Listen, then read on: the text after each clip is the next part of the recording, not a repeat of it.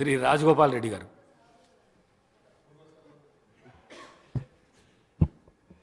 తెలంగాణ రాష్ట్ర శాసనసభకు జరిగిన మూడవసారి జరిగిన ఎన్నికల్లో మీరు స్పీకర్గా ఎన్నిక కావడము చాలా సంతోషకరమైన విషయం అధ్యక్ష. నిజంగా చెప్పాలంటే మేము ఈసారి ప్రభుత్వం వచ్చిన తర్వాత మీరు ఒక పొజిషన్లో ఉంటారు అనుకున్నాం.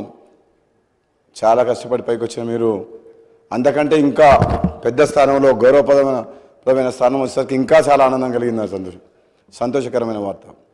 మేమందరం అనుకునేది మా మధ్యన ఉండి స్నేహితుల్లాగా చాలా దగ్గరగా ఉన్న మీరు స్పీకర్ అధ్యక్ష స్థానంలో కూర్చుంటే చాలా సంతోషంగా అనిపిస్తుంది అధ్యక్ష.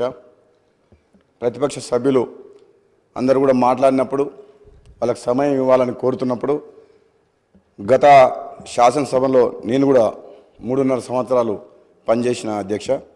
అప్పుడు సభ్యుల సంఖ్య ప్రమాణంగా తీసుకొని నిమిషానికి లెక్క పెట్టుకుంటూ మాటకు అడుగడుగున మాకు అడ్డంకులు ఉండేది అధ్యక్ష. కానీ అలా చేయమని నేను ఇప్పుడు చెప్పట్లేదు అధ్యక్ష.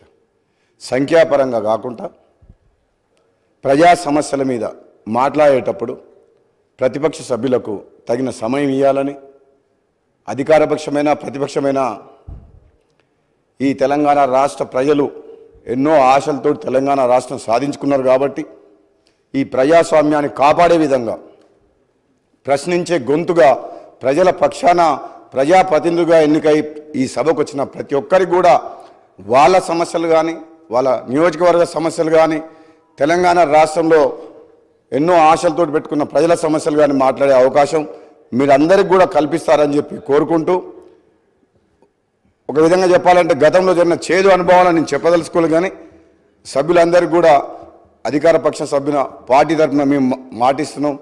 మీరు ఏది మాట్లాడినా ఎప్పుడు మాట్లాడినా మన స్పీకర్ గారి ఆధ్వర్యంలో ఈ సభ సజావుగా సాగేందుకు మా అందరి సహకారం కూడా ఉంటుందని తెలియజేస్తూ మీకు మరొకసారి శుభాకాంక్ష తెలియజేస్తూ దిగ్విజయంగా 5 ఏళ్ల పాటు ఈ పదవిలో ఈ రాష్ట్ర సమస్యల మీద అందరికీ మాట్లాడే అవకాశం ఇస్తారని చెప్పి తెలియజేస్తూ సెలవు తీసుకున్నాను అధ్యక్ష. Thank you.